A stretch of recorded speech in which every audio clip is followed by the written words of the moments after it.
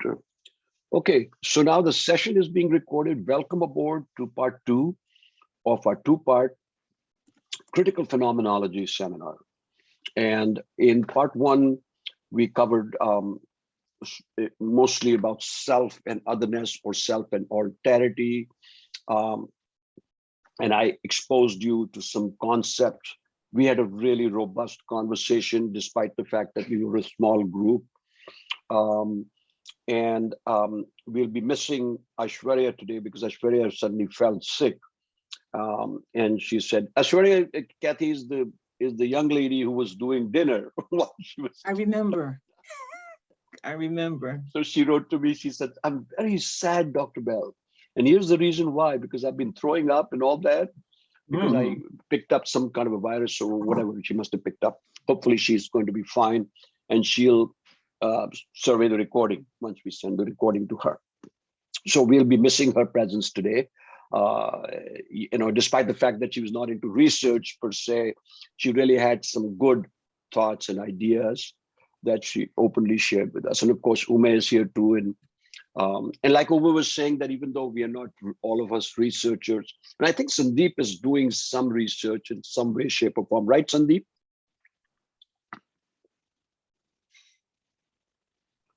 Can't hear you, Sanjeev.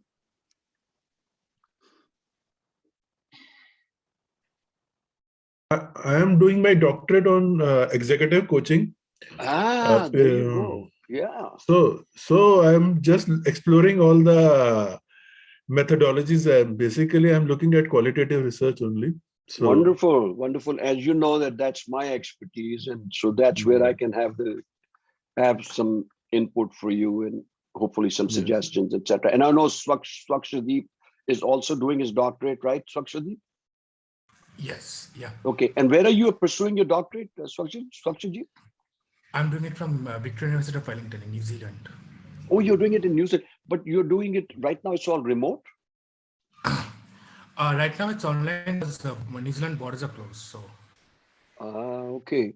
And you're doing some very interesting stuff that and also from your own standpoint, your own focus on the topic of your research, etc. We'd hope to hear something about what you're doing, just for the benefit of those that are not into this. My research is on transgender asylum seekers in the UK and New Zealand, and the human rights violations and the barriers faced by them in seeking asylum. Oh, wow. Wow. That's great. That's really awesome. So during the course of this seminar, we hope to hear from you as we did on Wednesday, which was very enlightening. So some of the thoughts that, and we're a small group, so please feel free to jump in, right? I mean, I would not say that if we had 20 people here, because then it becomes chaos. But right now in a small group, you don't really literally have to even raise your hand to say, just add your voice to the conversation. And Priya, we still are not able to see your face. We're only seeing your avatar.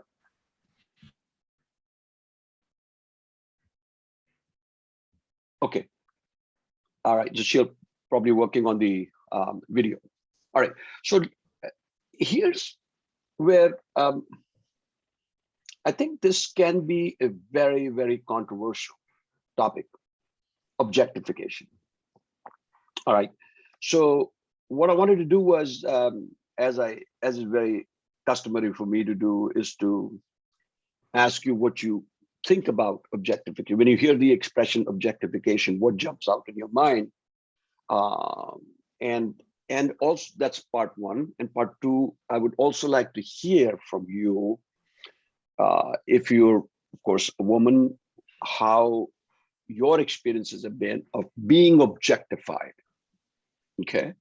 And if you're a man, I want you to be honest and say, have there been any instances when you have wittingly or unwittingly objectified women? Okay. It's very important to be honest and transparent about that. Because remember, in the first part, we talked about the use of the self and otherness. So the objectifiers as in the persecutors or the folks that objectify, the objectifiers are not always outside. The objectifier can reside within our own self also. And sometimes the objectifier and the objectified is one and the same person, and you'll hear about that in a bit. So there's some very challenging, very innovative notions about that. So let's begin by just take a couple of minutes and say what you think about objectification. When you hear the expression objectification, what comes to your mind? Labeling somebody, or Okay. labeling having a preconceived notion about someone or something. Mm-hmm. Maybe that this is the way people are, or this is the way that person is, or for example, in this context that you said, or how a woman is or how a man is. Mm-hmm. So when you say labeling, does it just stop at labeling? Okay, I do understand labeling, stereotyping, some of these things come to our mind, but really, is objectification really about just labeling?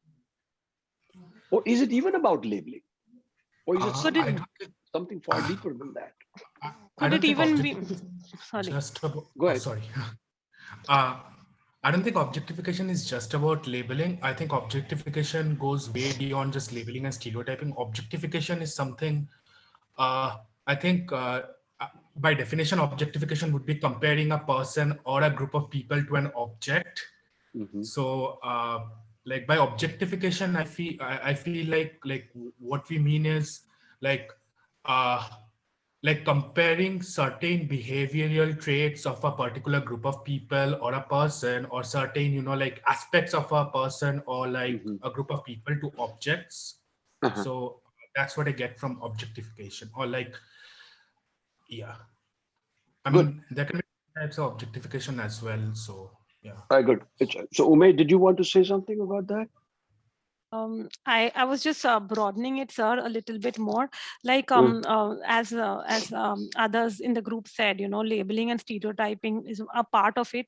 But I think there's a lot of dynamics of power and oppression. And when these dynamics are working together, when we talk about objectifying something, so it is through these power and oppression, or wanting to show power and oppression, or wanting to show power in some manner and oppressing somebody else would be objectifying in my definition. Interesting. Very interesting. So you added something more to what Swakshajit, Deep, and Sandeep have said. Who else wants to take a stab at it? Let's hear from someone that was not there on day one. How about Priya? Priya, what do you think? Am I audible? Yes, you are. Yes. Go ahead. Okay, great. So objectification per se, it may differ from a person to person, but it is limiting in every sense. When you objectify a person, you are limiting their existence to a particular labeling. For example, if I'm labeled as a person who is ambitious, there are some definitions associated with it, that she would take up only things and she would not make sacrifices. But you're not taking consideration of a holistic perspective of a person. You're limiting the choices for the person. You're limiting the perspective. You're limiting the way you look at him or her. So you're not taking into consideration the holistic existence of a person when you're objectifying it. So in a lot of sense, it is stereotypical in nature. And also, it also limits your choices. When you're stereotyping a person, right, their way of making choices is also limiting. Okay, so just to clarify this, are you also then saying that we are reducing or taking away something from that person, reducing the person to something? Like, because when you say that, look at somebody holistically, right?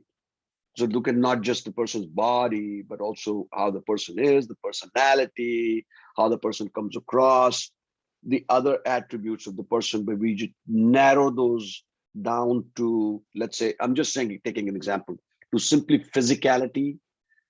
Is that what you're saying? That you're reducing that, taking away the person's humanness? And so in a manner of speaking, really Exactly. dehumanizing the person to Exactly. something that is almost, for want of a better expression, an object, right? Right, right. So Right. there is more to a person than just labels. Yes, of course, and that's what you mean by holistically. So you, rather than looking at someone holistically and appreciating and valuing the person for who that person is, regardless of the color of their skin, regardless of where they were born, how they were raised, regardless of their affluence or lack thereof. So you're able to look a person in the eye and say that here is a person, right? And not just an object. So Kathy, what's your take on that? Can't hear you, Kathy. You'll have to unmute yourself. Okay, that's right. There you go. I love everyone's comments. I like when Uma brought in the issue of power and oppression. Yes. Because it all ties in. And Dr. Bahal, I think you just said something about someone being an object, but I'm looking at it as almost the antithesis of that. That is, we're being objectified to be not seen, like to being made invisible, to having no significance, to where in the mind of the person, of the oppressor, we are less than, we have no existence. So it's almost like being objectified to nothing. You know, and I'm looking at what power constructs do to that, do to a person, whether it's stereotyping, whether it's prejudice, whether it's just outright, racism and racist acts. But I'm just looking at the whole objectification as, not considering the other. And then also, and I'm trying to figure this out, Dr. Bahal, when you said not just others, but also self. Yes. And I'm going to stop there because I don't want to go in my rabbit hole. Right. Right. This is awesome. So what did everybody hear what Kathy said? That it's not just reducing somebody to an object that you can see, you could still see that person, but actually to render that person almost invisible. So like in a group, okay, so I'm just taking an example, okay, and like in a group, if there's white men, okay, I'm just taking a quick example of that. White men, and there is Kathy sitting there, I'm sitting there in one corner of the room. But it is beyond their conscious awareness that they start to address other white men in the group as though the Kathy and I were not even present there. Right? So they were engage into a conversation with somebody and say, hey, so John, that was a great thought. And it is beyond their conscious awareness because they have been so conditioned to reduce that other, because then in that context, they're seeing us as others. Yeah. Others meaning people of color. Yeah. That it's okay, it's safer for me to not see them, right? Even though they're physically present, but they're invisible to me. Can I add just a quick example to that? Absolutely. I was in a hotel, this was years ago, and I got on an elevator. And I think I was the first one. Wait, let me think for a second. No, it was a flight crew. Okay. They were in an elevator and they were getting ready to leave the hotel. And I remember there was a pilot and a couple flight attendants, all white, mixed group, males and females. And I got on and they were quiet. Usually when you get on an elevator, people will smile or greet you or whatever else. And they just looked at me and it was like the door opened, air flew in, and that was it. So I was there, but I wasn't there. And I'm like, you know what? I'm like, they're not going to do this to me today. So I made them recognize my significance, and I spoke up and spoke out and What did you addressed say? them. And I said, good morning. I said, have a safe flight, it's something to that nature. And they kind of looked at me and they were like, oh yeah, and then the conversation started. But, having been in situations where I've been the only woman, let alone only Black woman, I hate to say it, but I'm used to it. And I guess in my old age, it's like, no, you're not going to not recognize me, not recognize my person. So when I talked about objectification, it's also that I'm there, but in minds of others, I'm not there. And like you were saying, Dr. Bahal, we're just not part of the conversation. We're not part of the conversation. It's easier for them to homogenize their own little group, okay? Yeah. And it's kind of like us versus them. Not that anybody's overtly making you feel that way, or alienating you, but you just feel alienated. Yeah. And like Kathy's saying, if you don't speak up, you'll continue to go down that rabbit hole of alienation. Yeah. Yes, Sume. Sir, just to add to what Kathy said, but as we know, it all depends from our own experiences and our own perception of things and how we treat others. So, for example, we gave an example of white men in a group, but like I'll talk about myself. If I have, like, since I live in Zurich, and there are people of all color, there are people of all colors. But I find it very easy to talk to somebody who is, I won't term it as Black or white, but if I would be in a group, I would be very happy interacting with somebody who is Black. And the reason is, maybe I always admired Maya Angelou, or I always admired Oprah Winfrey, and I throughout my like whatever I would watch, I would always follow Oprah Winfrey. So I think all Black people are like that. My perception is so, and so fortunately I always meet people like that.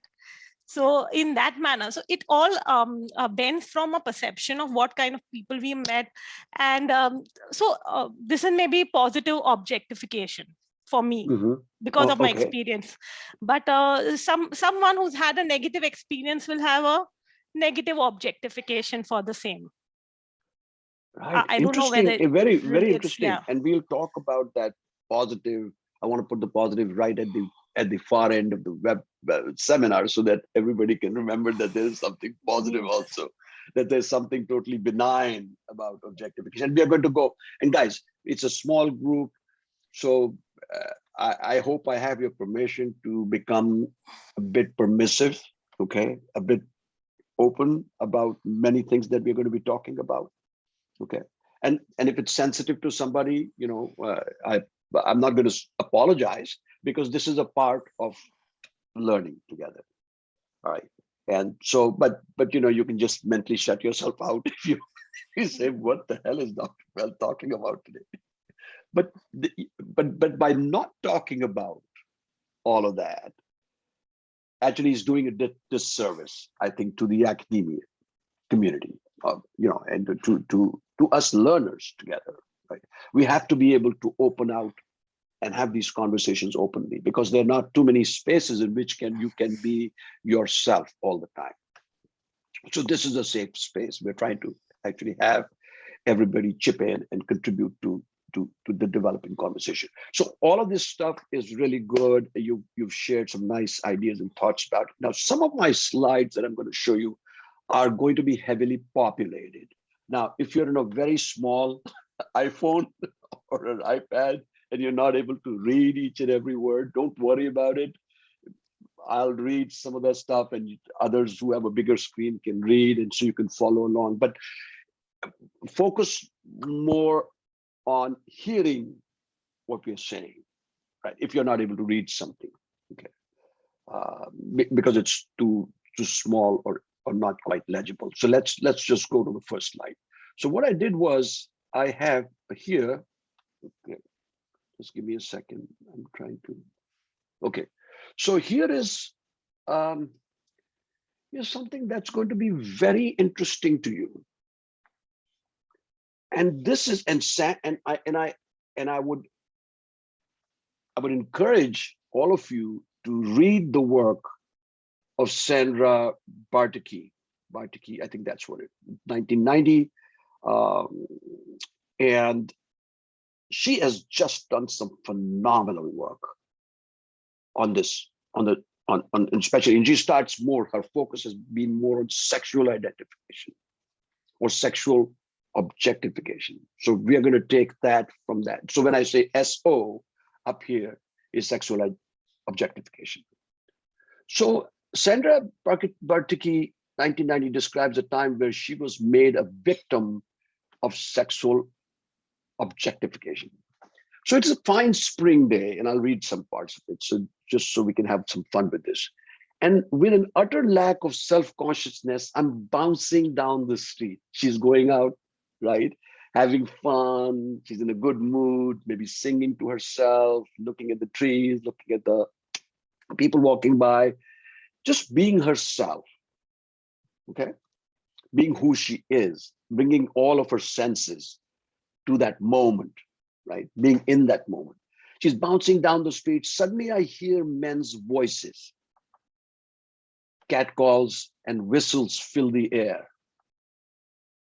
Okay. These noises are clearly sexual in intent, and they are meant for me. She knows that this is directed at her. They come from across the street. So she's hearing these voices, these people, the catcalls, whistles, and she knows that this is about me, that I am the object. They come from across the street. I freeze. It's important to understand this. You freeze. So one moment you're bouncing, joyful, joyous, and the next moment something happens to you and you literally freeze. You become numb. As Sartre would say, Jean-Paul Sartre, I've been petrified by the gaze of the other.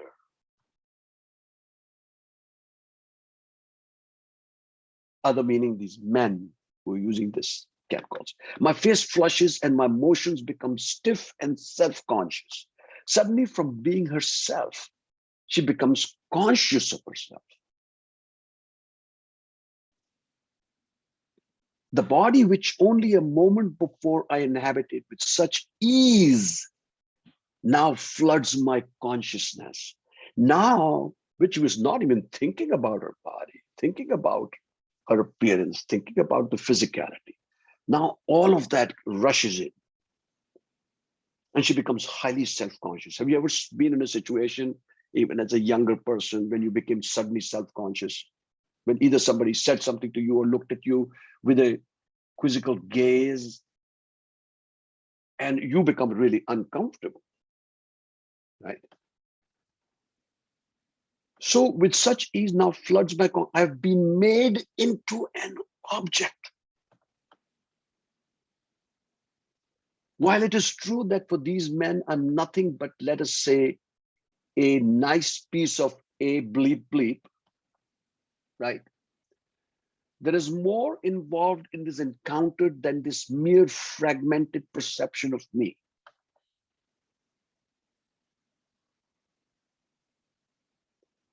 They could, after all, have just enjoyed me in silence. So they found her to be beautiful, gorgeous, voluptuous, or whatever. They could have just not done anything, not said anything, right? I could have passed by without having been turned into stone. Stone, think of the stone as an object, really, literally an object. But I must be made to know that I am a nice piece of a bleep bleep. I must be made to see myself as they see me.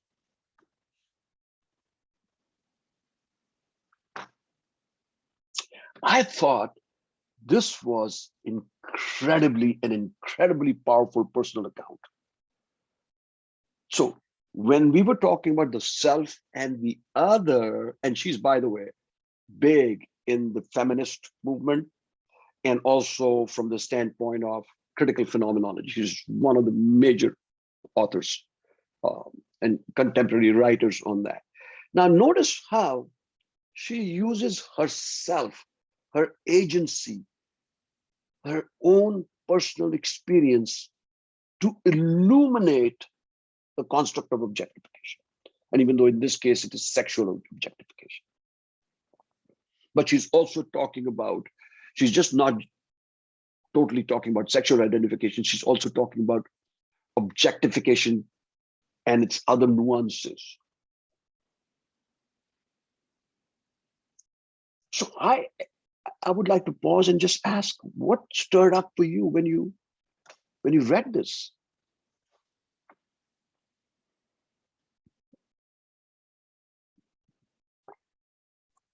How much time do we have? Oh, plenty of time. Don't worry about it. No, that's all right. No, I'm just asking. No, I know you mean this. Go ahead. Go ahead, Kathy. This may sound strange, but it's no big deal to me. Yeah. I guess because, and the sad thing, and in saying that, the sad thing is that because it's no big deal to me is because it's my being. It happens all the time. So I don't let it bother me, but I should. But being who I am and how I am, I don't let it make me feel less than, even though others may want to make me feel less than. Mm-hmm. Mm-hmm. It also kind of reminded me of Me Too, you know, when I was reading the whole Me Too movement, Right. you know, just with women being objectified and, you know, sexual innuendo and stuff like that. Right. Right. Yeah, go ahead, Ume. Sir, as Kathy said, you know, that it's such a normal thing. And if you ask any woman, everyone will agree that this is a very normal thing, almost unless they're lying. Especially in India. I don't know about other countries, but I've not seen so much of that in Switzerland. But in India, when you're walking on the street, somebody will pass a remark or somebody will touch you. That's very normal. And most Indian girls, even though they may not say it, but they have already experienced this. So this emotion that she's expressing when you are young, like a young girl, like especially in teenage, and when you experience this is the emotion you go through it. Then after that, it becomes a normal occurrence. Then nothing affects you. You may hit back, or you may give back, or if you have support or you have a group, you will shout out. But in a city like Mumbai, you can shout out. But I don't know how much of that is possible even in villages. So you desensitize yourself, which is another form of objectification. Yes. You take the emotion out of that, and you say, hey, it's natural. I cannot do much about it. So I'm going to go along with it. Not that you collude with them, but you say, hey, what the heck am I going to do? Right? They are who they are. It's not going to stop. Yeah. You cannot it's a coping mechanism. Sorry. Coping. It's of course very well said. Mechanism, it's a coping mechanism. It's a defense mechanism. Automatically, you go into that mode of self-preservation. Yes. I just wanted to add one thing. Please. We, all of us here on this lecture, are people of color. Yes. And, you know, we've been talking about women, but I'm also thinking about people of color, particularly immigrants, non-immigrants, or people from different ethnic backgrounds, different races. And I'm just thinking here about, you know, you all being Indian or from India. And I think about how the anti-immigration backlash comes against you all. So when the objectification happens, it's not sometimes just a gender and race issue, but it also can be an ethnicity issue, because we are the other. It doesn't matter, you know, what your gender, you know, anything like that. And that's why I'm bringing this up, because we are people of color here.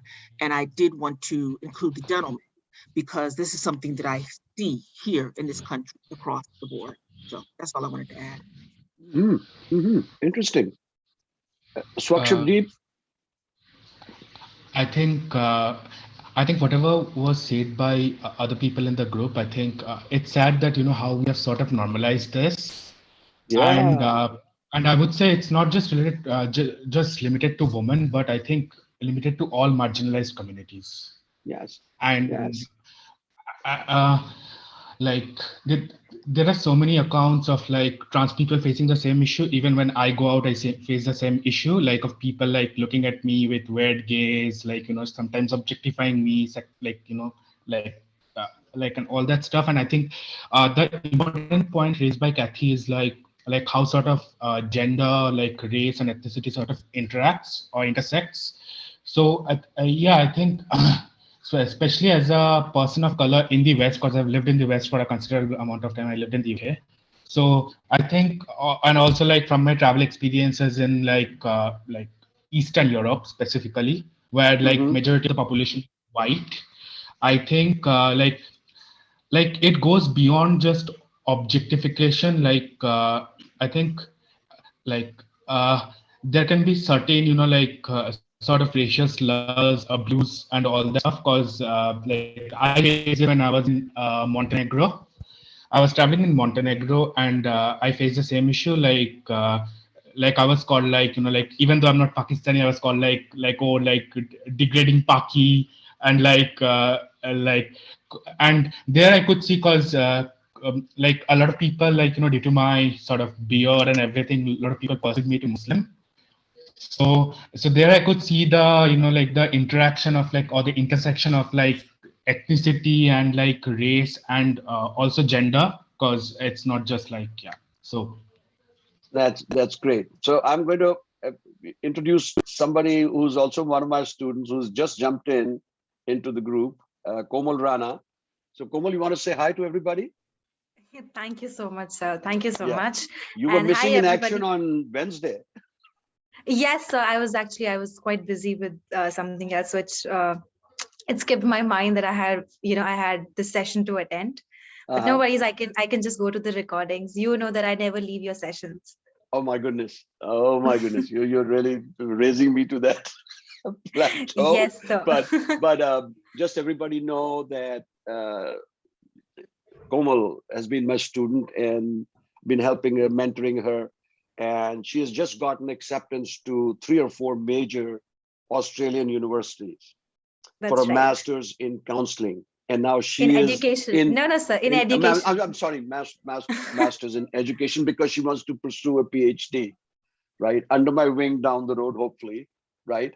And so she's excited. So I can understand her excitement and say, hey, what the heck? I'm not going to attend the first one. It's too boring, too theoretical. I attend the last one. Yes, sir. Actually, I missed it. I was hoping that I'll attend it, but something came up, so I couldn't attend it. That's okay. I'm so glad that you are here, and you, knowing you as I do, that you do participate actively. So I'm hoping that you did. But before I ask you to say something about this, I'm going to ask Kainat, because she's been very quiet. She's also been one of my students in the past. No, not directly, but in part of my workshop. Many years, at least back to 2018, we were talking about. So Kainat, what do you think? Both as a woman of color, like us, but also as, and I'm assuming, correct me if I'm that, you're also Muslim? Yes. Correct. So now there's a double whammy there. Okay. So I want you to be very open about that and share with us what you think about this in terms of your own experiences. I think everybody has said everything that I wanted to say. It's amazing because no, I'm serious, because I'm actually just kidding. Yeah, I was just absorbing what everybody was saying. It was like, yes. It's not just me, they all have experienced this. Of course. And just like what Swakshapdeep said, it's all intertwined. Everything is intertwined. Like your gender, your race, your ethnicity, the way the clothes you wear. Even that is objectified in a lot of ways here. And like, for example, for me, I think I have heard a lot of people, a lot of my juniors, I actually heard one of them telling me that her 12-year-old sister was molested like this on the road. Oh my goodness. And yeah, and she was so young that she couldn't even understand what was happening to her. So these things happen, and it's actually very sad that we have normalized it and everybody tells us, okay, it happens. Like, there's this ad that comes on television, keep boys and men will be men. So it just helps people and women understand, ki, yeah, it's normal, ye hoga hi, you have to accept it as it is, which is very sad. And it's unfortunate that even our family members, our parents, our relatives, even women who are older to us, maybe our grandmothers, even they tell us, ki, it's okay, don't say anything, don't call out those men, because it's normal, because they have also faced the same thing. But the fact is that if it should actually be this way, that if somebody has faced this before, they should actually stand against it for at least the next generations, which doesn't happen. So, like, if you don't mind me asking you, Kenneth, so do you, when you go out, this is of course an intimate group, it's a small group, but when you go out, do you wear a hijab? No. No, okay. So if you were, and you know of other women your age or even older or younger than you that wear a hijab, right? Okay, which as a part of their religious tradition, they wear a hijab, a scarf, headscarf. And so if you were wearing a hijab, do you think that you would be objectified more or about the same? In India, especially? More, right? Because now they suddenly see you not only as a woman who they can objectify, but also as a Muslim woman. Yes. And the objectification is in a lot of ways. Like, I also hear shopkeepers. There was this one thing happened at a supermarket. This man, he was actually talking to my mother, and he suddenly started saying, there's this women who come with burqas and hijabs, and we always check them, we keep an eye on them because they usually steal stuff. Oh my goodness. And he was telling that to my own mother, and my mom was like, okay, I don't know what to say about this. Like, this is the kind of mentality people have, and what scares me is that one incident is generalized. Yes. I don't know why this happens, but generalization here is very negative about things. That's so correct. So accurate. Thank you for sharing that. Thank you for coming out. I know you're a bit of for the shy side, so you did a great job, right? What do you all think, right? Kenneth was able to come out and share something really valuable to us. Yeah, go ahead, Sakshiji. Did you have to say something? Yeah, I think like when we're particularly talking about the hijab, I think the recent issues that are happening in Karnataka and subsequently that happened all over the country. And I think the narratives that are coming out of these incidents, like specifically like on social media, because whenever there's a post on social media, I just go and check through the comments and what people are saying about it. Like, this is sort of my hobby, like to analyze like what sort of mentality people are having. So I think like whenever there's a post on like hijab or something positive about hijab, I think people just come up with like one or two pieces of articles, as Kainat said, about like people in hijab stealing stuff, or people in hijab, or men in hijab, like men masquerading as women in hijab. Oh God. And yeah, I've seen these sort of comments like, like if a woman is wearing a burqa, how would you understand that she's a woman and not a man? Wow. So, that's an incredible thought. How do you know that the person behind the burqa is a woman? Maybe a man is masquerading like a woman. Yeah, and I think that's where the gender performativity also comes in, because when we think about gender as like a fluid concept, like it can be a trans woman wearing a burqa, like not necessarily a man. So yeah, along those lines, I feel like, like there are multiple like intersecting identities, and the way we perform our identities is not just identities, but the way we perform our identities that comes into the picture. Nice, nice. Priya, what do you have to say? So much has been shared so far. So one thing, the incident which you shared on the PPT, exact same thing happened with me when I was 11-year-old, and I did not Wow. had an idea. And the way she said, suddenly from being a living person, she felt like she's a stone. I know Oh, what wow. does that feels like. And Mm-hmm. I had no idea what to feel about myself at that point of time. Mm. Very interesting. Uh, Thank you for sharing that. Komal, what do you think about this? Well, so as As a Priya Gen Z, said a you're a lot. total Gen Z student. So, Yes, sir. So I have a lot of insights, but I can't share it all because then it will take at least 3 hours, because I'm a keen observer. I'm an ardent observer. So I remember this happened with me as well when I was in class third, but because I'm a very expressive person, I don't hold things inside which I don't like. mhm. So when I was in class third, I used to go to the tuition classes, and my teachers, my educator's father-in-law, he misbehaved, and I didn't like it because I was a child. I just knew that this is something which is happening, which is not right, and I don't like it because I felt like crying. So I just came back home and I told this to my mother that I am not feeling nice. And then of course she asked me what has happened.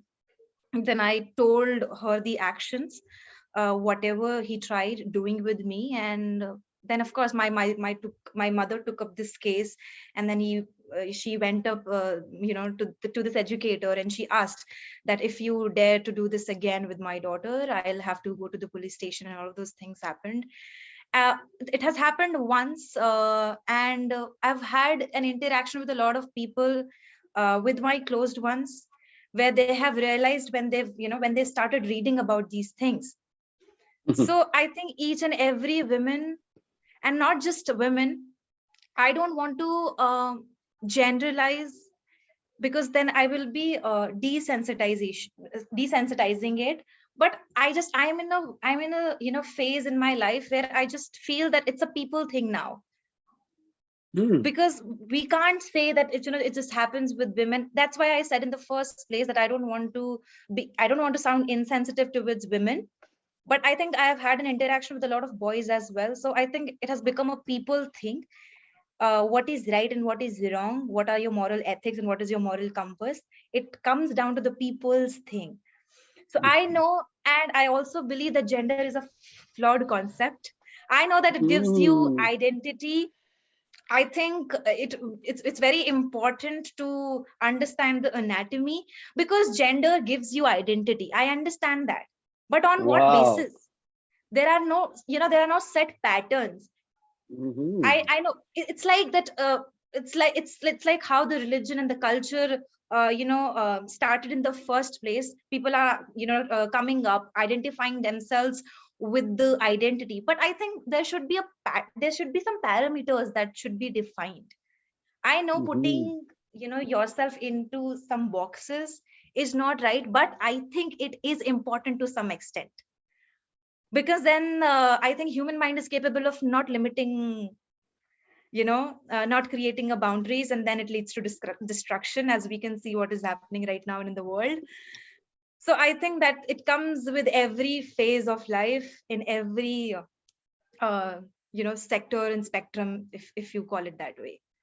So I think Yeah. creating boundaries is extremely, extremely important, whether it's about identifying yourself also. Maybe I come from a very privileged class, sir, so I might sound insensitive. I'm not trying to do that. But after exploring myself, after being in every sphere, in every space, I have sort of came to a conclusion that defining some parameters is important, whether it's about your Wonderful. identity or whether it's about your choices in life. Well, listening to that you, was- young lady, I can definitely say you are very ready for graduate studies. That's right. You're, That's right. So you're thank you so much. tackling some very, very important and very sensitive issues with a lot of finesse. And thank you for sharing that. And thank you for, being a part of our group today. I appreciate it. Thank you so much. So sir. let's Thank you just so go. much. Yeah, you're very welcome. So let's go to the next one. So what is the definition of objective? Now, a little bit of theory here and there is important, right? So the definition of objectification, it is a notion central to feminist theory. Now, we don't have the time to really go into feminist theory in depth. It's a vast area. And those of you that want to dig deeper into feminist theory or feminism, and by the way, feminism doesn't necessarily mean that you're female, right?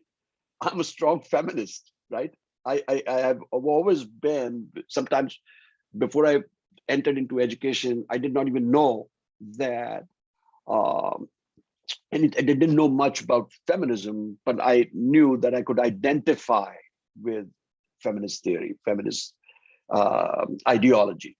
So objectification is a notion central to feminist theory. It can be roughly defined as seeing and or treating a person, usually a woman, as an object.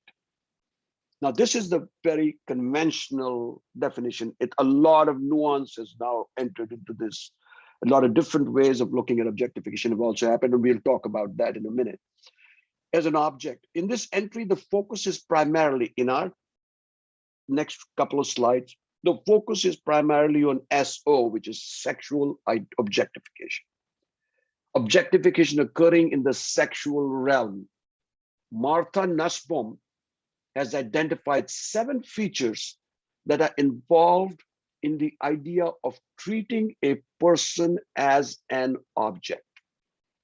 And by the way, the source is Stanford Encyclopedia of Philosophy.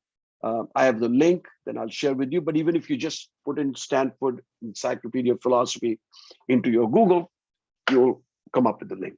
I'll share the link nonetheless with you.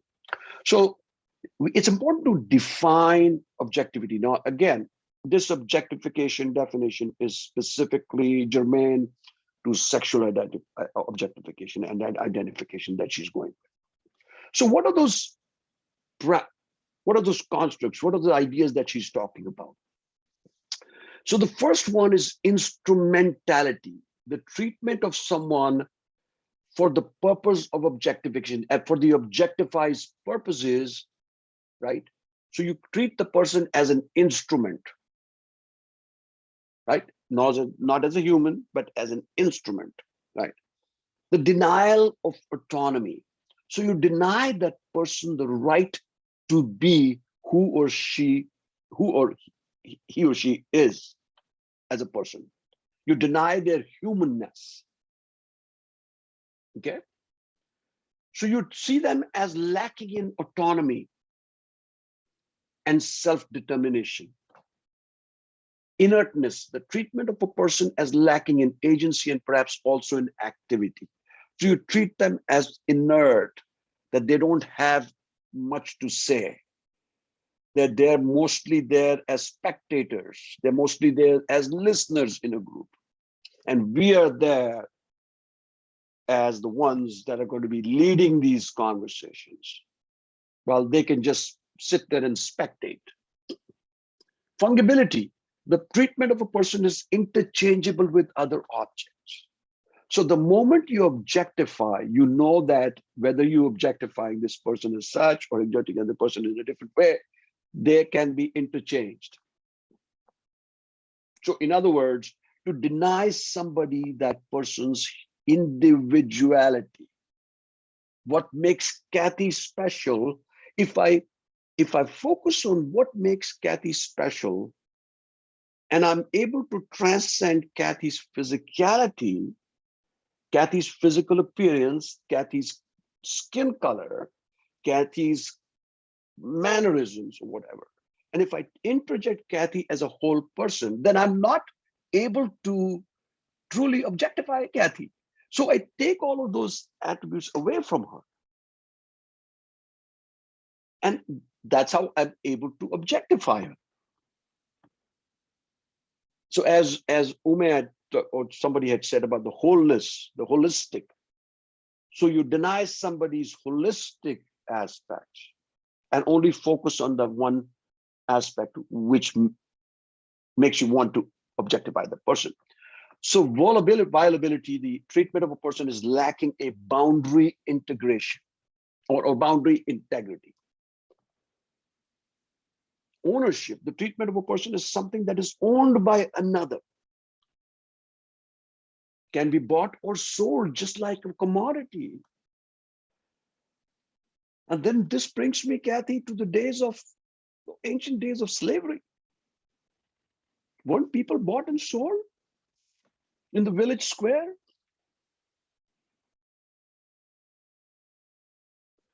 Denial of subjectivity.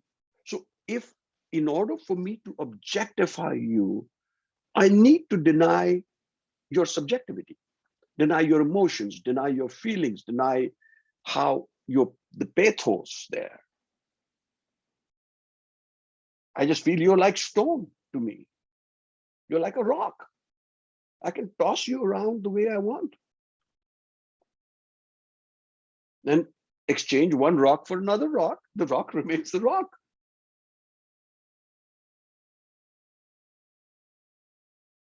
So these experiences that we have, that we bring to bear, also enable us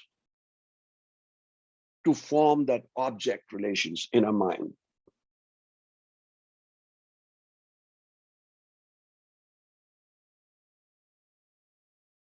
And it's because we are objectifying the person.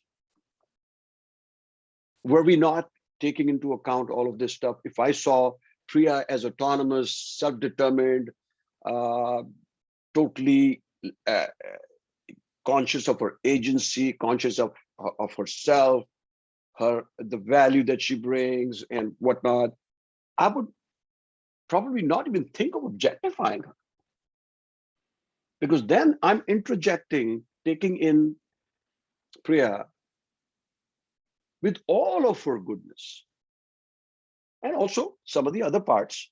And by the way, in objectification, it's not just you take introject only the good parts, you also interject some of the other parts. So to give you, or to consider kainat as fully human versus an object, I have to be able to introject, take in all of our good parts and bad parts. If I take only the good parts and deny that bad, then again, I'm objectifying. I'm treating her only from the standpoint of her altruistic parts. I'm denying her the capacity for humanness, the capacity for fallibility, the capacity for wrongology, that she can do some wrong too, that she may have some not so flattering parts. I'm not talking physically, but also emotionally, psychologically. But I come to terms with them and I accept you as a whole person. So the moment I'm able to do that,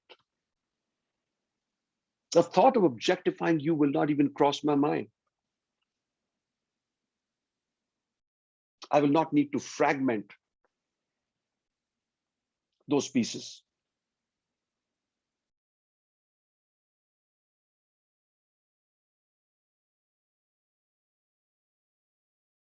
What do you have to say?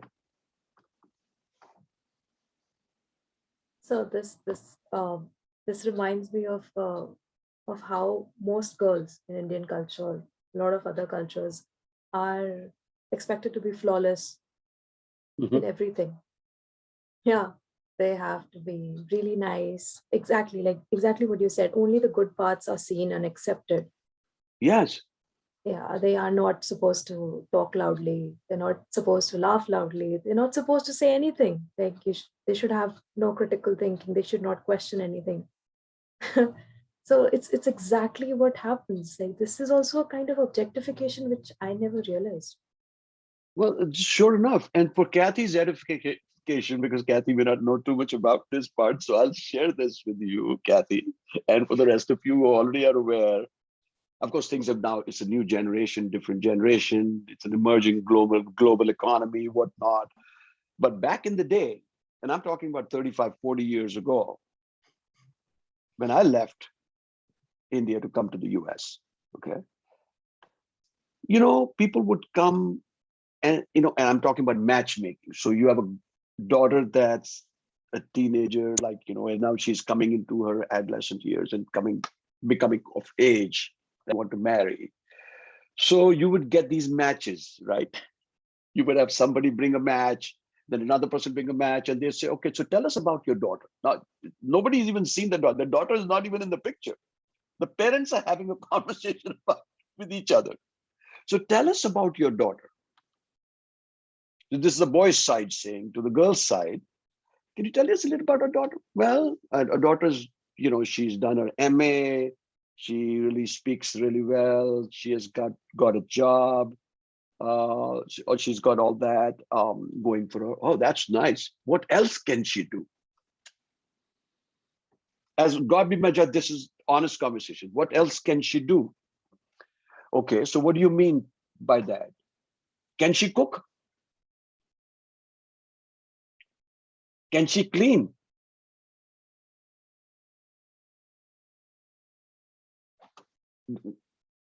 Can she sing? Like sometimes,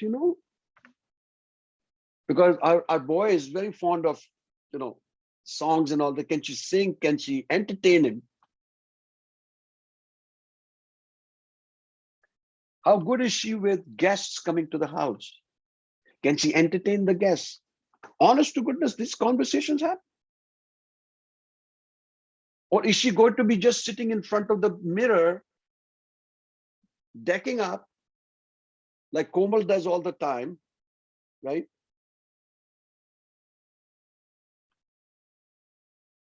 We are not looking for that madam to come to the house.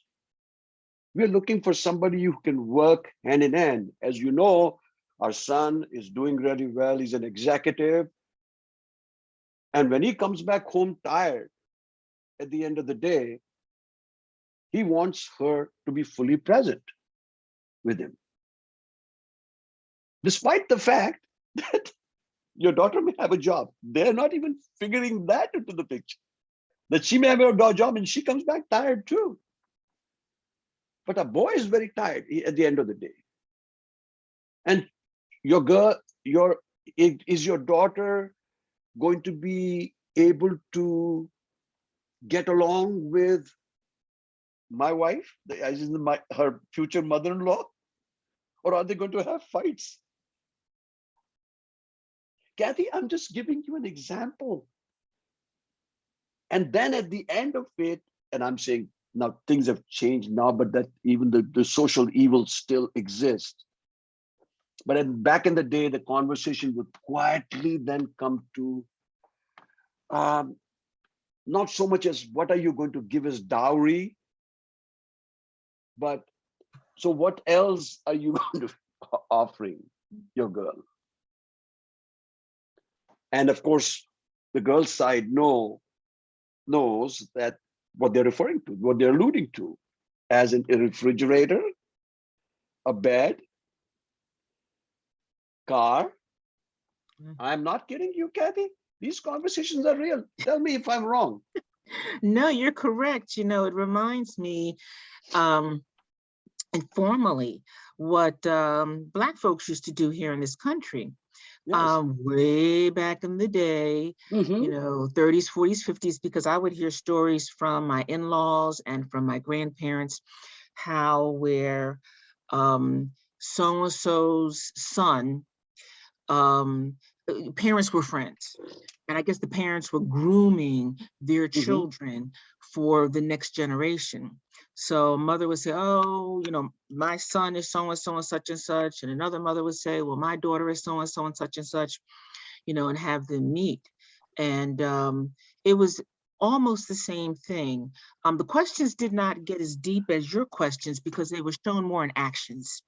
You know, the young lady had to show that she could cook, she could clean, you know, and that was witnessed by both families. But yeah, that is true. That, in fact, my husband and my husband, he's not husband, my husband, and I have gone through that, because he and I were going together. Then the parents met.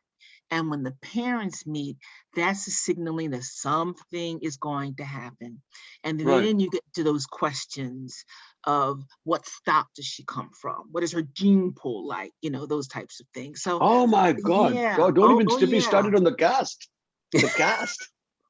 Yeah. What caste so is she they from? Knew.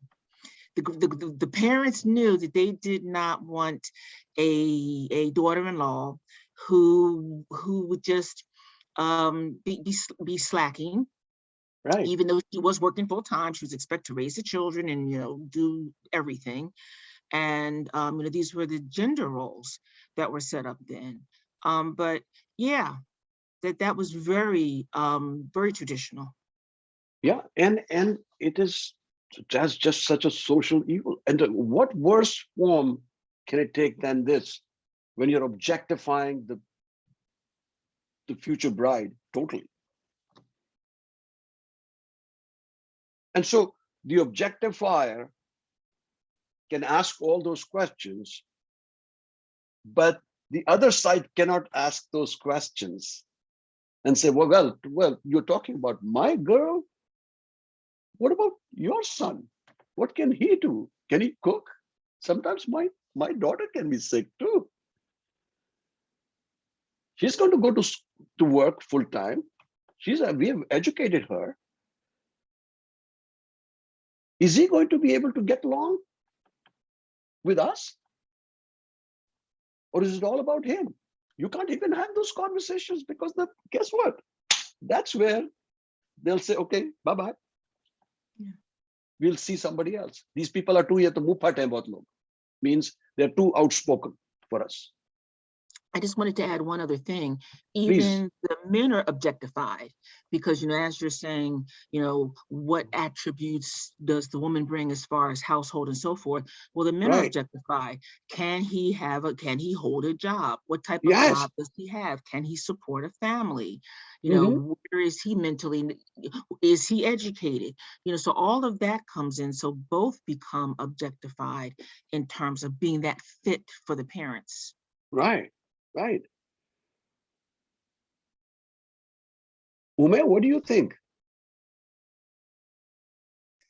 Sir, I totally agree with the man and the women objectification that was just shared, especially, of course, women. And I feel, you know, there is too much of pressure on men too, you know, which we don't understand. Unconsciously, we give that pressure to the man, because the man is supposed to earn, the man is supposed to have a good house, the man is supposed to, so that is also objectification. Rather, I feel initially the women has too much of pressure, but afterward it is the man who has too much of pressure. That's why we say, you know, after marriage the man becomes stressful. Before marriage the woman is stressful. So general perception. But sir, we were talking about objectification, and you asked Kaina the question about community. You know, objectification as a community, and especially with regard to hijab, you asked her. So I had something to share on that. Go ahead, please. Not with respect to hijab, but this incident just happened lately, where in a society group, you know, we have a WhatsApp chat, and there are around I'm talking about in India. So that society is in India, where we have the house. There are around 600 to 700 houses. So there's a society WhatsApp chat, and there is a women's group. So there are lots of members, all the women of the house, you know. So if somebody needs something, they put it on the chat. Somebody put, you know, I need a maid. So as usual, you know, somebody replies back and says, oh, you know, this is the number, she's good, she comes to my house, she's very good, why don't you call her? Then that person replies, no, can you give me a Hindu maid, because she's a Muslim, I would not want a Muslim maid. Oh, so yeah. So the Muslim lady is saying that I want a Hindu maid. No, it was somebody from another caste saying that I don't want a Muslim maid. So the Oh, maid don't was want the a maid. Muslim maid. The maid's Okay. name was a Muslim name. So Okay. she said, I would not want. So then, and as I said, there are so many. So I'm sure there are 200, 300 people in that group. Except one lady, nobody said. And that lady wrote, why do you say that? She's very good and with her work. And why do you want? And then she gave, the other person even gave an explanation. She said, no, we are Hindu Brahmins and this and that. And we would not want to, I'm sure everybody agrees with me that we would not want a Muslim maid. Okay. And nobody in the group speaks. Nobody, not even one person. So when we are talking about objectification, it is in a way to do with economic oppression.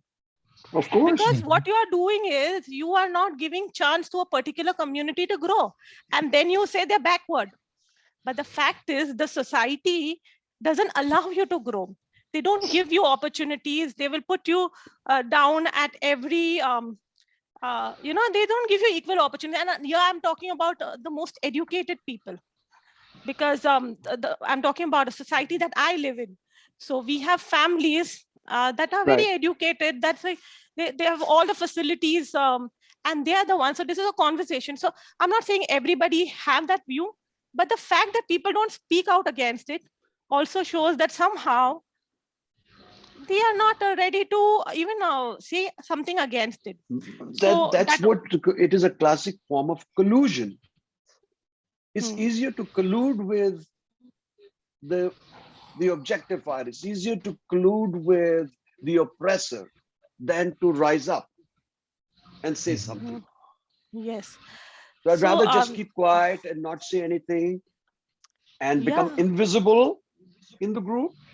Because the moment I raise my hand and start talking, I'm visible in the group. Now I'm the perpetrator. True. And so in this case specifically, and it disturbed me quite a bit, because the other lady who spoke about it was from say another religion, but and I was the only one who spoke about it, and I said, this why do you, everybody should, if she is good at her work, you need to judge. But then what happens is when and I'm telling you my perception, when I, as say from a particular community, raise a voice for my own community, a member of my own community, not thinking that she's a member of my community, but thinking that she should get equal opportunity. But most people around me will judge me by saying that, oh, she's saying because she's a member of a particular community. Right. So that is how usually. So what happens is the voice that I have still gets submerged, because people so even if I share a view or if I support a view, then even my voice is lowered. So your voice is muted. That's the general trend. Yes, very true, very true. So good discussion. Let's go to the next one, Kant and objectification. So when you read that article that I was been talking about, the Stanford Encyclopedia of Philosophy, that huge, beautiful article, you're going to read a whole section of Kant's philosophy and Kant's objectification, the way he looked at objectification from many different lenses, many different nuances. But Kant is worried that when people exercise their sexuality outside the context of monogamous marriages, they treat humanity merely as a means for their sexual purposes. In the lectures on ethics, Kant often specifically talks about degradation, subordination, dishonoring of humanity when exercise of sexuality is involved. This to say, so far as to say that sexual activity can lead to the loss or sacrifice of humanity. The loved person loses what is special to her as a human being, her humanity, and is reduced to a mere sexual instrument. These are Kant's views, Immanuel Kant. Kant's notion of objectification, therefore, focuses largely on instrumentality and treatment of a person as a mere tool for the lover's purpose. So when he is talking about, and of course, new streams of thinking, new streams of consciousness have come around this. So he is assuming that if a marriage, if your relationship, if your sexuality is monogamous, right? So if you're married to somebody or being with just a singular partner, right? Monogamous relationship, then it's all quite okay. The moment you stray outside of that, then according to Kant, the sexual objectification starts to occur. Now, of course, there are other authors who feel that objectification can very well happen and get mobilized even in a monogamous relationship. So it's not just to say that just because the relationship is not monogamous, that there's going to be no objectification. Objectification can occur. And we'll talk about later in the seminar of when, and there are two notions that you have to understand. Objectification, when you talk about objectification, is consent and context. So if, let us say, and don't mean to be graphic here, but let us just say for the sake of this discussion that the two lovers, if they're in a monogamous relationship or husband and wife or whatever, and they are both very sexually charged, okay? It is possible that a certain level of objectification is already occurring in that relationship. And not to harm or not to dehumanize the person, because they know, hey, we're both married, so we have a right, we have a passport to whatever we engage in. And not to dehumanize the person, not to reduce the person to something less of. However, what is the guarantee that a certain level of objectification is not occurring in that relationship, in that consensual relationship, in the context of a marriage? Is there any guarantee?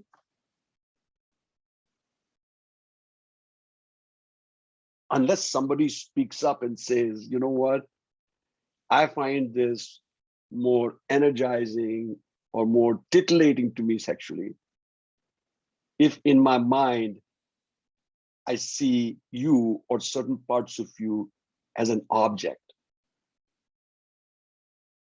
Nobody's going to say that, right? So just because they don't say it doesn't mean it doesn't exist.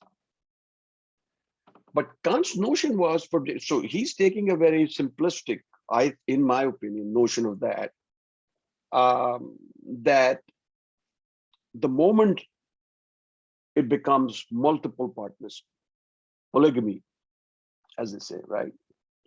The opposite of monogamous. I think Mr. Bell is, right? So then what tends to happen there is, according to Kant, is objectification can get mobilized.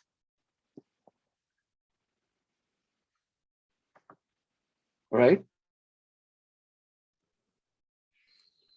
You there? I just got momentarily kicked out of the Zoom. Okay.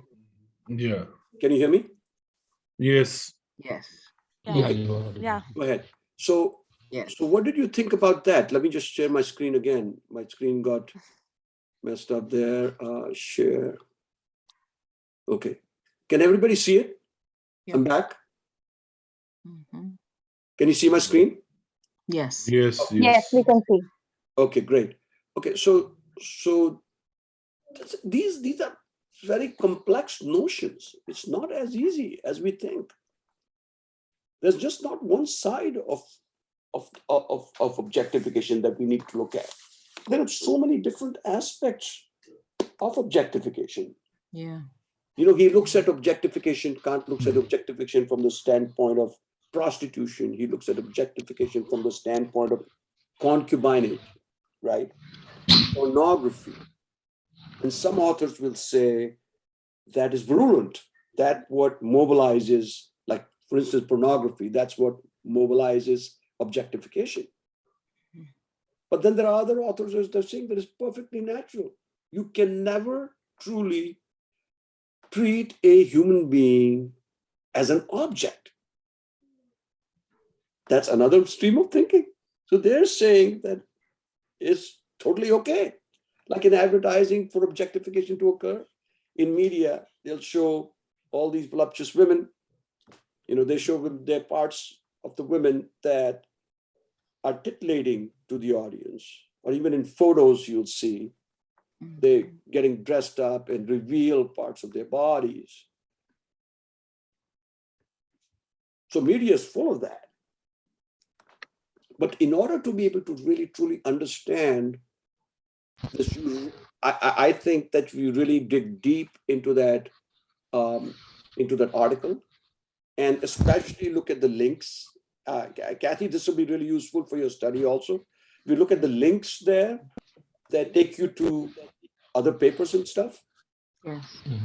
maybe you'll find some references there that you had not previously considered. Now, one other form of objectification that occurs on a very regular basis is doctors treating patients.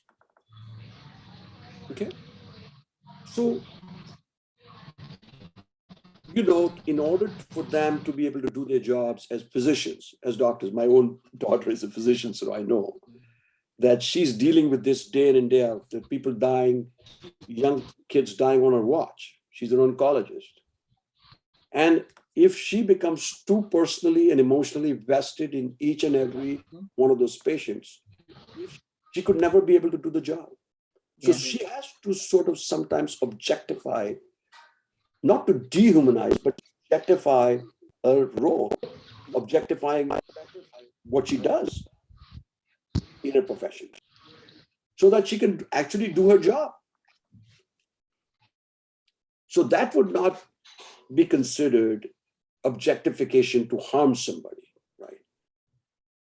Because it is with the consent of the patient, right? Is it not? The context is the relationship between the doctor and the patient, but the doctor has the patient's consent. Yeah.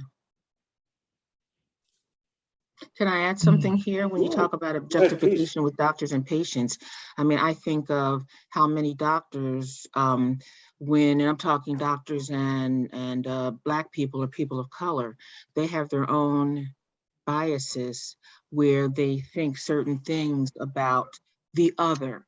For example, one of the most common stereotypes is that Black people can endure pain.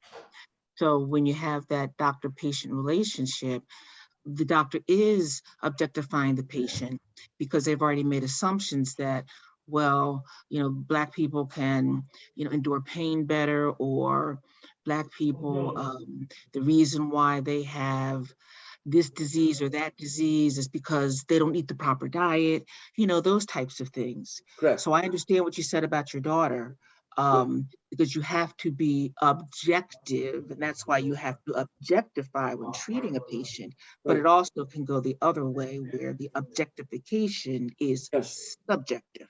And I hope Yes. And so there was a pretty phenomenal paper, and I'll have it in my archives, but it's called The Duty to Care and the Need to Split, written by a social worker.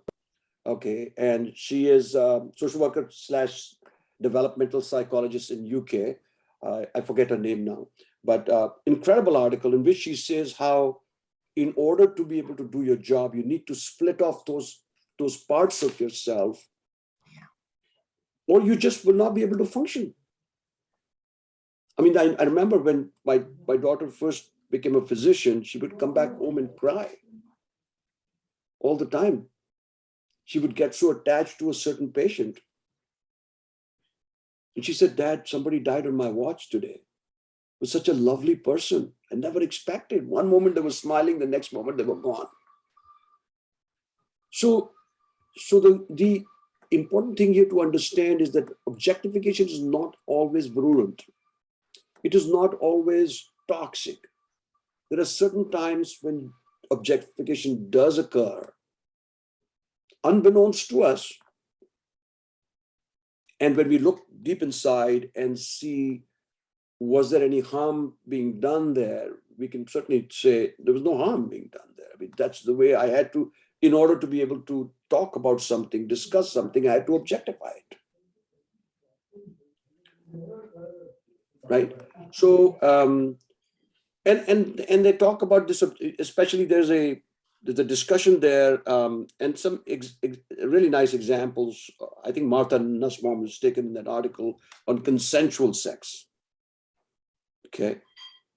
And she says that in that, even though it's so intimate, even though they're objectifying certain organs of the other person's body, but not dehumanizing the person as a whole. So she gives the example of Lady Chatterley's lover.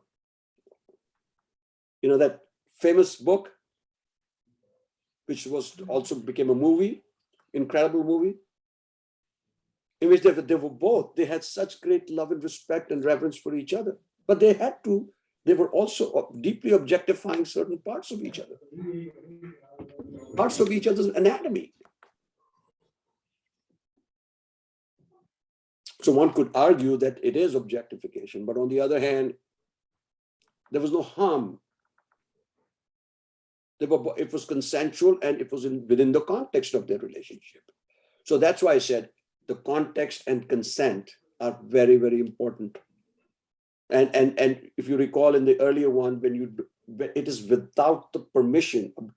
Virulent objectification happens when it is without the conscious agency and permission of the other person. When I turn you into an object, because I'm denying you your right to be human, I mean, denying you your right to be whole. Complex ideas. I mean, even I finding some of the ideas and notions very dense. I'm trying to dig deeper into this because this is a great area to be looked at, and especially in critical phenomenology. And I've got so many other papers in my archives which really have to do with either objectification or other forms of or constructs within critical phenomenology that are not looked at by the traditional academia.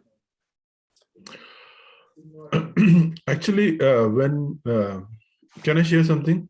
Sure. Yeah. So when this doctor example was being shared, actually, I was able to look at, so for some time I have been in the HR role, and sometimes you have to transfer people and you know their issues, you know their problems, but someone has to be posted there, and you have to treat them just like numbers. You just have to move them there.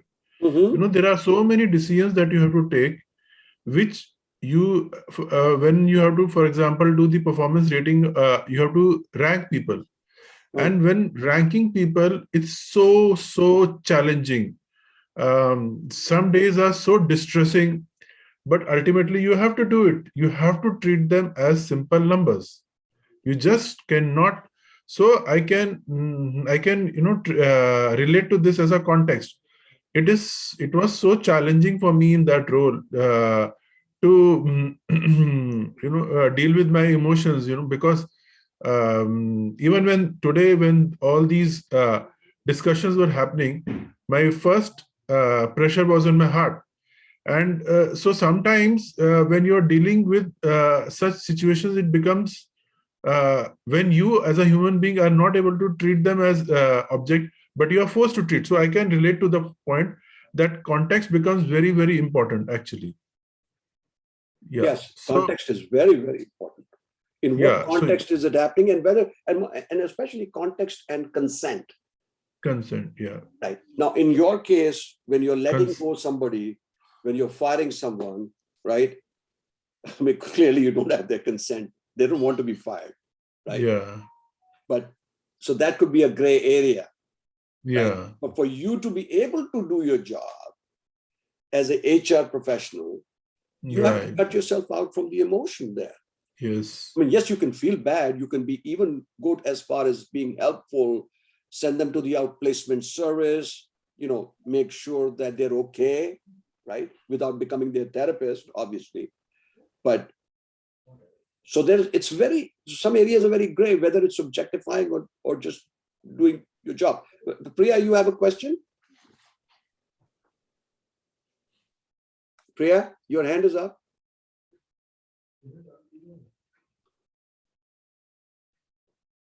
I think she's frozen. She's frozen. Oh, she's frozen. So why don't? Yeah. So who is not frozen? Okay. Swakshadeep. Swakshadeep, why don't you go ahead? Okay, I'll just lower my hand before. Okay, go ahead. Like from the entire discussion, like I've been thinking about my own lived experiences and like what I can bring on the table. So yeah. So I think like there are many forms of objectification happening that we don't even recognize as objectification. Like they may be positive or negative, maybe in positive will or negative will. Like one example I can, like especially on the last slide when there were like different forms of objectification, one was like the first one, which was like instrumentality, and like how people are sort of treated as instruments rather than like so like from my own lived experience I can remember that like this can even come from your parents, like your parents, like especially like in India and in many other cultures, like parents have this like this entire plan set up, like okay, like since the time they're born, like if you're like in terms of be it career or be it like marrying someone, producing kids and all that stuff. So I think and that's how like most kids are sort of like pressured, or like most kids are sort of like pressured to be like the like or like sort of be according to the expectations. So so I think that there's a major form of like objectification happening there as well. Especially I can remember from my own experience, like when I came out to my mom, like all she told was like, oh, like like who's gonna like who like, oh, you're not gonna reproduce, so who's gonna reproduce, who's gonna put the family legacy forward because you are the only son in the family, who's gonna put the family legacy forward and all so that I stuff. missed that one. So when you came out and told them about your sexuality. Yeah. Okay. Yeah. So, yeah, like although it might be done in a goodwill, like like oh, like what will the society say, or you like if you marry a person of the same gender, or if you marry a man being assigned birth, like what will people say? This sort of thing obviously comes in, like the family's feel of like their child being surprised, or like face violence, all sort of things. But also I think like it's done a positive, also it has a very negative impact on the person, like who is being forced into that. Well, of course, so of course. Yeah.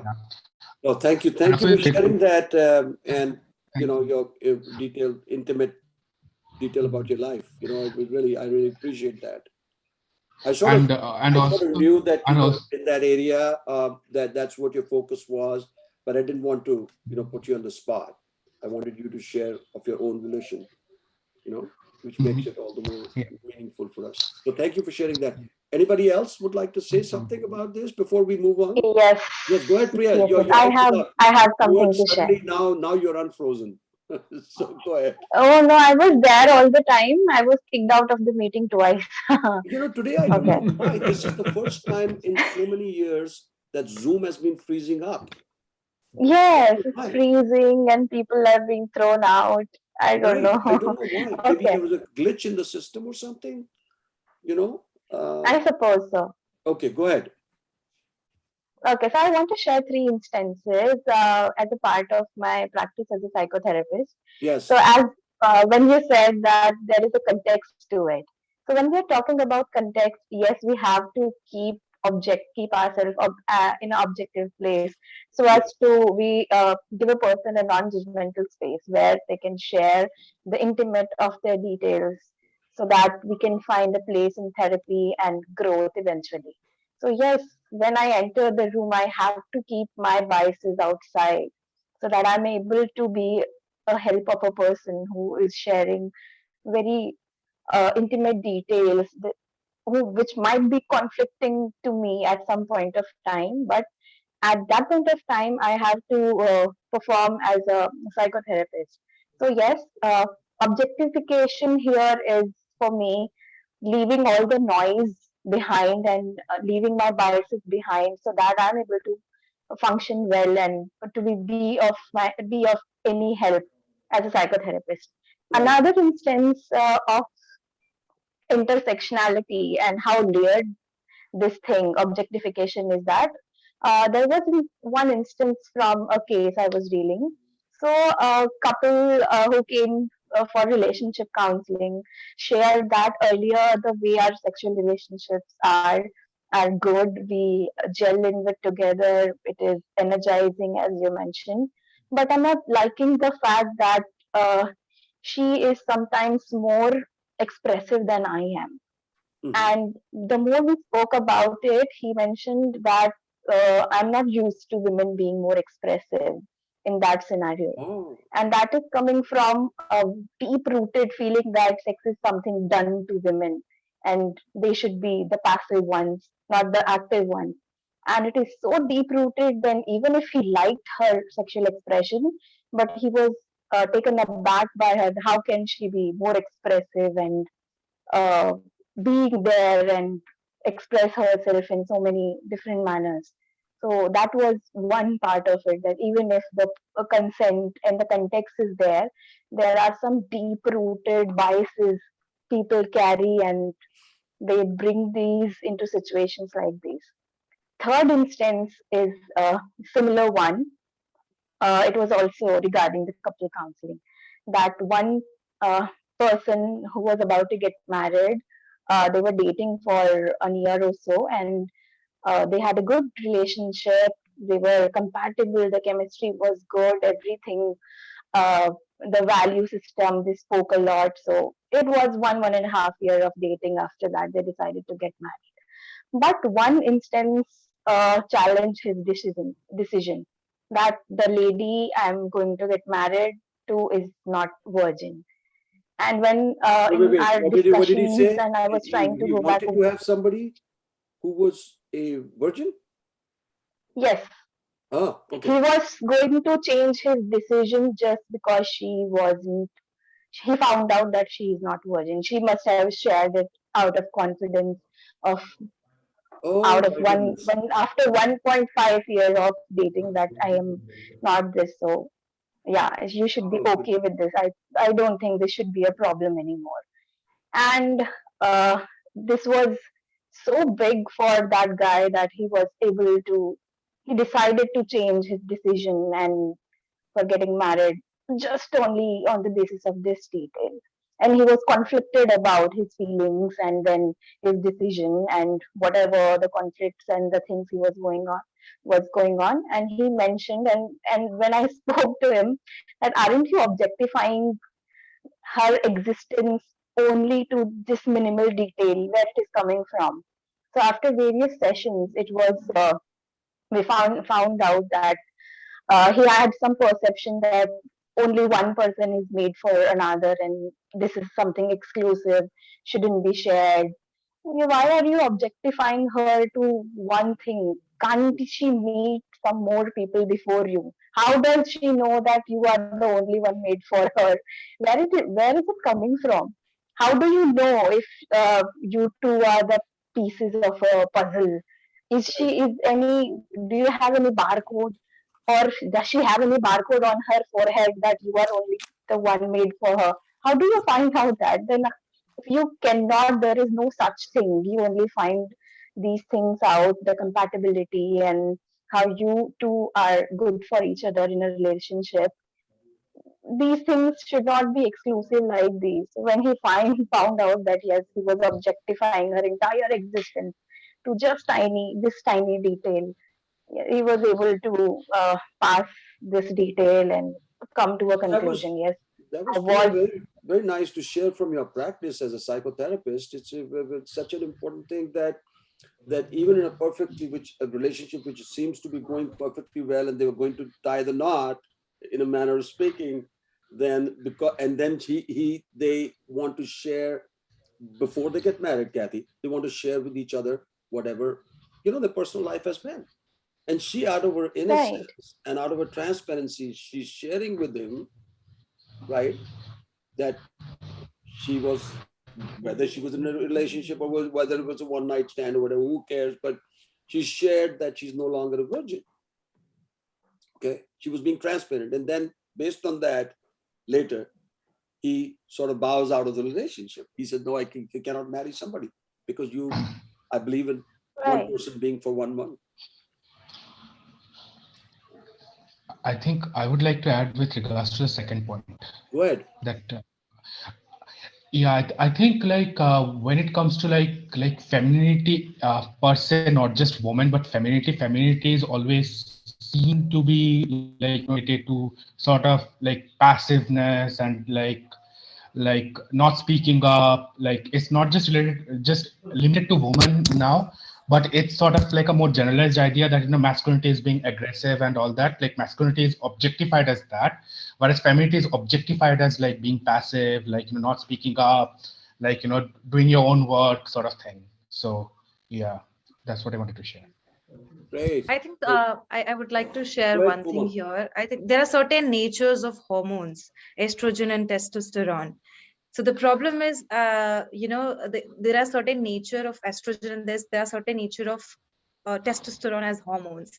The problem lies where we generalize these things and, apply one particular notion to a group of community or a group of people, that this is the only reality and we are will not think beyond it.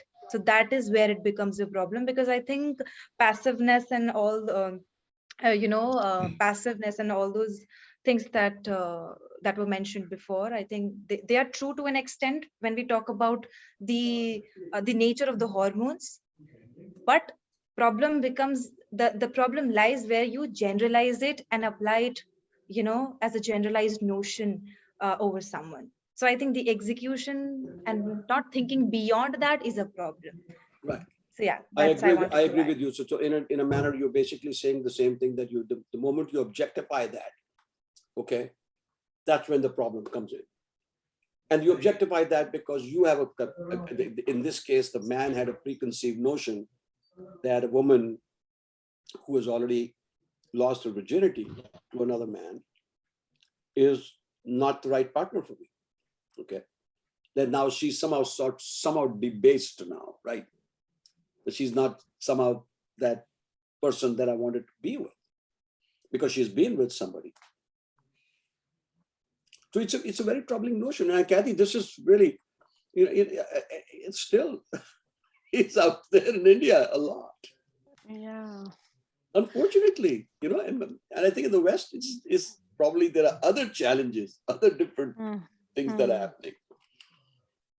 So good discussion. Let me just go to the next one. The only relationship it suits is, so to objectify is to dehumanize folks. And do you agree? I think we all agree sort of that a certain amount of dehumanization happens when you're objectifying, right? The only relationship in which two people can exercise their sexuality without the reducing themselves to objects is monogamous, which is a repeat of what we were talking about earlier. And by the way, this is from Kant's lectures on ethics 167. Monogamy is required to ensure that there's equality and reciprocity. So I'm saying that even if it's a polygamous relationship, there still can be some equality and reciprocity. Can there not? It's just not that just because they're monogamous, that there's equality and reciprocity. So Kant's notions are a bit flawed because he's a more classical sort of theorist and author on that. And some of the other contemporary authors have challenged his notions very vociferously. Actually, they've really come out there and challenged and written papers, etc. on that. So I'm sort of like having a problem with Kant's notions on that singular view that it can only happen in this and it cannot happen in some other relationship. But that is for you to sort of explore. The spouses exclusively surrender their persons to one another, and neither of them is in danger of losing his or her person or individuality. So what he's saying is, if you're married in a monogamous relationship, in that very act, in that very relationship, there's reciprocity, there's equality, there is consent, there is the context, of course, there in that relationship, that there's nothing of that nature happening, which is couldn't be further from the truth. Okay, there are very complex relationships today that there is no marriage, right? And they are with, like, you know, for folks that are in open relationships. What about them? Can we just all paint everybody with that broad brush and say, no, it doesn't happen there? So I just shared this with you because from a classical, very classical Kantian standpoint, these notions are important to understand where he was coming from in his day and age. Things have now dramatically changed, as we know. So again, self-objectification by women in being infatuated with their body beings. Bartke argued that women learn to self-objectify. Now, Bartke, and when you read the paper, she's talking about how women, because of all the environmental factors, because of the way that it's conditioning, because of all of this stuff that's happening, how they sometimes, maybe consciously or unconsciously, objectify their own self, objectify their own appearances to become more pleasing, more attractive to the opposite sex. And there's an interesting segment there in that paper on Simone de Beauvoir's work. Okay, and she was an existentialist along with Sartre. You know, for those of you that don't know, Simone de Beauvoir and Sartre were both French authors, and they were companions for life without ever getting married. They never got married. Till the very end, they stayed loyal and true to one another as partners. So what about them? Right? So we have to be able to, as theorists, have to be able to, as students, understand, to be able to look beyond that and see what else is going on there, to be able to look at it analytically and not just fall into the academic trap of taking a theory, clinging to that theory and explaining everything based on that theory. You have to be able to take a paradoxical, a bilateral view of that. Again, there's another one from Nussbaum in the matter of objective, which is basically a repeat of all that. You can read that, and I can send this PowerPoint to the entire group if you want to, just because I put in a lot of populated slides, but our discussion is more important than just going through a bunch of slides and reading them. So I'll share them with you, but I also share, and by the way, the paper right down there, Stanford Encyclopedia of Philosophy, which is where I've gotten this material mostly from, is right here. At the bottom, if you see plato.stanford.edu entries feminism. So I have that link there, and I'll share that link with you. Yeah, go ahead. I have something to add. So Yes. this is what Komal had shared at the start of the discussion. And she said that there are very thin boundaries, you know. Yes. And if we look at objectification also, there are very thin boundaries of what is, you know, what you would call as a positive objectification and negative. So in the case of a doctor, your doctor, you know, she's been seeing, say, a lot of people ill, and she's been seeing dying. But many a times we also see, like in Indian hospitals, at least my personal experience, you know, when you visit to a gynecologist or you visit to somebody, a physician, there is no emotion in their interaction. Right. They will just, you know, they listen to their problem, they will, and they just prescribe you something, and you have to go ahead, you know. So Right. that is also a kind of an objectification. I don't know whether that's a positive objectification for them.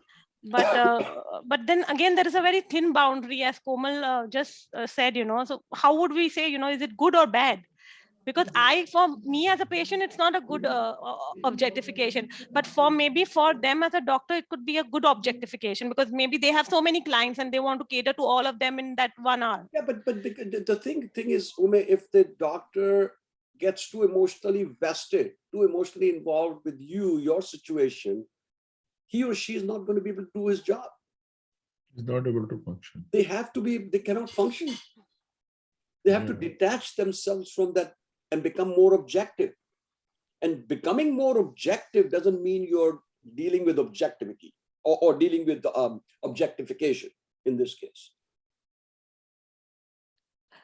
It's a part of your job. So you have to cut yourself out of that and focus on the situation. The doctor's focus is to make you feel better, to make you get well, right? Yes, yes. So, sir, my point is, I understand that they need to do their job, but my point is, like, when you go to some doctors, they will smile. That itself makes you feel good about the whole experience. I'm talking about the experience that they create for the patient. Yeah. So you're talking now here about something else, which is called bedside manner, right? Yes. Bedside manner. I used to have a physician who just retired about a year ago. That he was just my buddy. The moment I would go to my problems would just you feel like, oh, I think it's already solved. getting better. Yes. And on the other hand, there are some doctors that are alarmists. They build on that. Oh my goodness, you got to go take this test and take that test and take that, and it adds up to really nothing. True. But they're doing their job. They're also protecting, because in the way healthcare is, especially in the US, they have to be very careful, right? That they don't expose themselves to problems, to litigation down the road. You know, if they don't do their job, if they didn't, why didn't you not run these tests when you thought that there was a problem? Right? These tests could have revealed. So they'll just do the tests anyway. So it's one thing feeding another. It's just feeding the system. And that's why our healthcare costs are the highest in the world. Right, Kathy? I mean, the quality of care is also extremely good, but so are the costs. Yeah. So this is an area which is pretty incredible, and I think that I would encourage you all to go through this.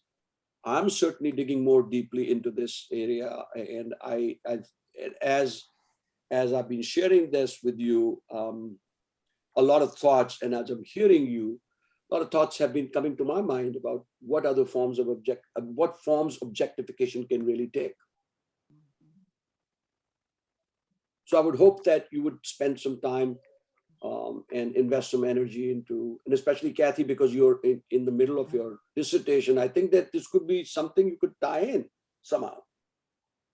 Yes. Even in your social capital research. Exactly, I do. And when I didn't mean to interrupt you, excuse me, but when you talk about objectification, we get into intersections. Yes. We hit on it a little bit today when we talked about women. I think the first one with the woman just dealing with the catcalls from the men, and how she was just, she felt like she was just objectified to nothing. So, many times we have different other, I can't think of, I guess, issues or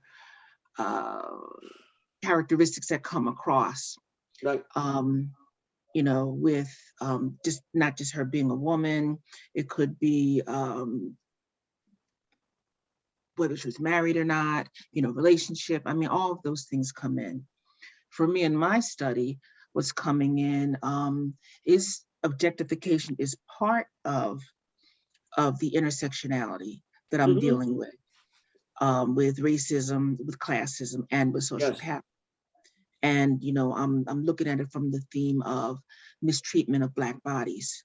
So that's where objectification comes in, because the Black bodies are objectified as we talked about enslaved persons, and that mentality continues to the point of being invisible, whether it's in the workplace, whether in the elevator, like where I was. I think someone else mentioned about being considered a thief in the store. Right. It's the issue of being surveilled. I go into the store and I know I'm being watched, and I wave at the cameras and I turn around and smile at everyone. And but that's, part of just being objectified every day. But in my paper, it's going to be part of it, definitely. Right. And this is, you're really talking about institutionalized objectification. Absolutely. You cannot, it's a social evil. Yeah. And unfortunately, it's here to stay. It's pervasive in the system. Yeah. Not much that you and I can do about it, other than just to educate and spread the word and see where it lands. Yeah. And people that want to get to feel changed and transformed will get transformed. Those that don't want to, it's just water down the duck's back, as they say. Yeah. You can teach them whatever you want and however you want, they're just going to go their own path. Okay, but I'm hoping that little by little, through these conversations, through these open and transparent discussions, that we are making some headway towards making the world a better place to live in for everybody, regardless of their race, color, gender, sexual preference, or whatever, right? That's all we can really hope for. So I want to thank you. We're on the boundary of time. Thank you so much for joining, and thank you for participating, each and every one of you. It's been amazing, these 2 sessions. It was a new seminar for me also to talk about critical phenomenology. I'm getting into critical phenomenology more and more, and especially after my relationship with Kathy now, I'm finding that there is so much that I don't know about this that I need to explore. And Kathy's topic is just an amazing topic. Social capital, from the standpoint of, the marginalized voices, right, in the African American community. Just a wonderful. So thank you so much. Namaste to everybody, and be well, and hopefully we'll meet up again another time for another round of seminars or whatever, right? So take care and good night. I know it's really, for Kathy and me, it's pretty early. It's only what, 11:30, but for them it's late. It's like 10 o'clock past 10 now. Yeah. Yeah. Yeah. All right, guys, have a good dinner. Thank you so much, sir. Thank you so much. Thank you so And much. thank you, It was great. everyone. Okay, bye-bye. Take care. Bye-bye. Bye-bye. Bye-bye. Thank you, sir. Thank you so much. Thank you so much. Thank you.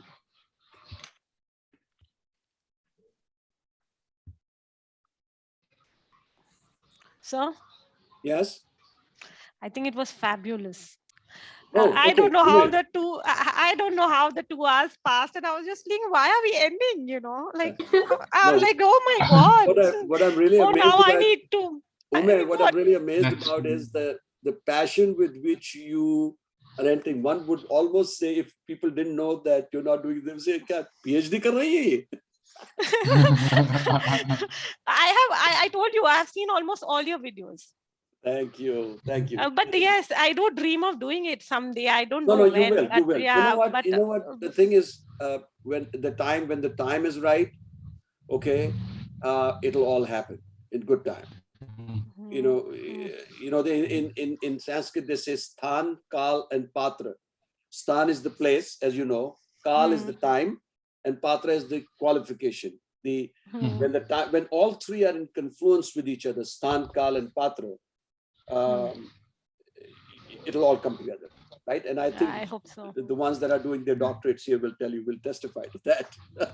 Yeah, I hope so. Yeah, thanks but I again. think, sir, everybody contributed, and that was a learning for me, because Yes. it's a social topic. It's very sensitive, It's a very sensitive topic, and everyone was able to share, and that's correct, beautiful. correct. And I think it was just a lot of good fun, and I certainly learned a lot from you guys. So thank you, all of you, for contributing, and thank you, Komal, for jumping in and in today's session and was openly saying, I think you're prepping yourself now to go to Australia, right? Yes, sir, that's right. It's going to happen. Good luck to you. Congrats. Okay. Thank you so much. All right, Priya, thank you so much for joining. Kainath, Swakshajit, Komal, of course, Ume, and Sandeep, I think, is just gotten off.